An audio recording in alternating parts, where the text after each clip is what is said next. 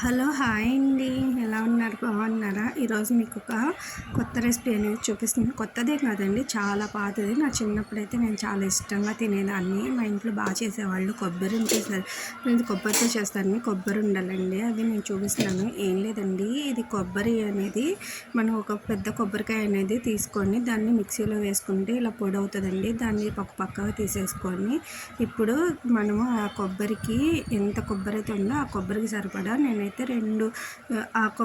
నేను తీసుకున్న బౌల్తో 2 బౌల్స్ బెల్లం అనేది అయితే తీసుకున్నానండి. 2 గిన్నెలు బెల్లము.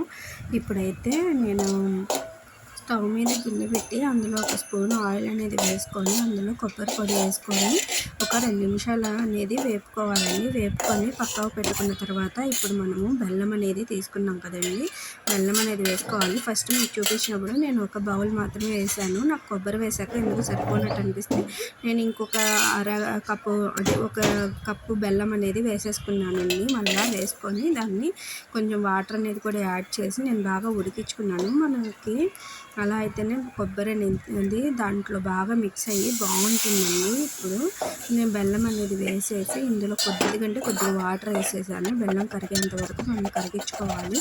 కరిగించుకొని పాకం అలాంటి ఏం రావాల్సిన అవసరం లేదండి. ఇప్పుడు ఇలా వచ్చాక దీంట్లో కొంచెం కొబ్బరి అనేది వేసేసుకొని మొత్తం కలుపుకోవాలండి. నాకైతే ఇదంతా వేసాక ఎందుకో నాకు కొబ్బరి వేసాక బెల్లం ఎందుకన్నా సరిపోలేదు అనిపించింది. అందుకని ఇంకొంచెం బెల్లం అనేది వేసాను. అదైతే వీడియో తీయడం మర్చిపోయాను. ఇంకొంచెం బెల్లం వేసేసి బాగా ఉడికించుకున్నానండి. ఇదిగోండి, కొంచెం బెల్లం వేసినప్పుడు ఇలా ఉడుకుతూ ఉంటుందండి. ఇదంతా బ్రౌన్ కలర్లోకి వచ్చి బెల్లం అంతా పట్టేసుకొని బ్రౌన్ కలర్లోకి వచ్చేదా గిన్నె నుంచి విడిపోవాలండి. అప్పుడు మాత్రమే మనకి పర్ఫెక్ట్గా కొబ్బరి ఉండలు అనేవి వస్తాయి.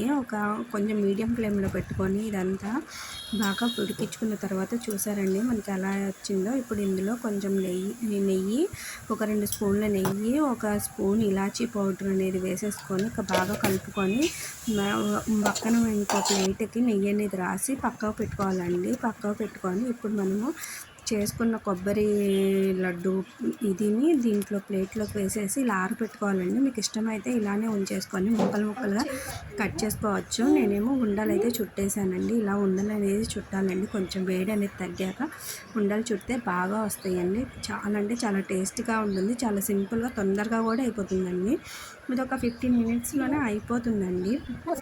అండ్ పిల్లలకి కూడా చాలా హెల్తీ. కొబ్బరి బెల్లం అనేది కూడా చాలా అంటే చాలా హెల్తీ కదండి. ఒకసారి ఈ రెసిపీని ట్రై చేసి ఎలా ఉందో నాకు కామెంట్ చేయండి. నచ్చితే ప్లీజ్ సబ్స్క్రైబ్ చేసుకోండి మరిన్ని వీడియోస్ కోసం. Bye bye.